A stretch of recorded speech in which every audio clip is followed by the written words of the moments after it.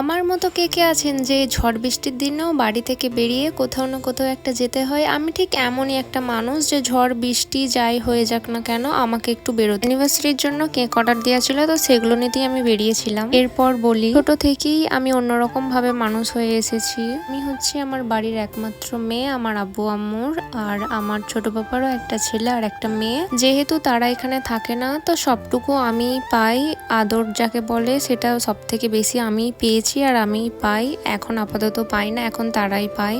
আমার ফ্যামিলির মধ্যে আমার ছোট বাবাকে একটু বেশি ভয় লাগে, কিন্তু সে আমাকে বেশি ভালোবাসে। সে আমার কিছু কিছু জিনিস না চাওয়াতেই আমাকে সেখান থেকে পাঠিয়ে দেয়। আলহামদুলিল্লাহ, আমি তার কাছে অনেক জিনিস পেয়েছি। তারই মধ্যে আমার সব থেকে কাছের মানুষ, যাদেরকে আমি সবসময়তেই ঝোঁক করি এটা ওটা লাগবে, তারা আমার হুকুমে হাজির করে দেয়। এক হচ্ছে আমার বুবু আর এক হচ্ছে আমার ভাই। তাদেরকে না বলাতেই আমাকে অনেক কিছু দেয় আর কি। আর আমার আব্বু আম্মু তো আছেই। অভাব জিনিসটা আমি ছোট থেকে বুঝিও নি আর আমাকে বুঝতেও দেয়নি।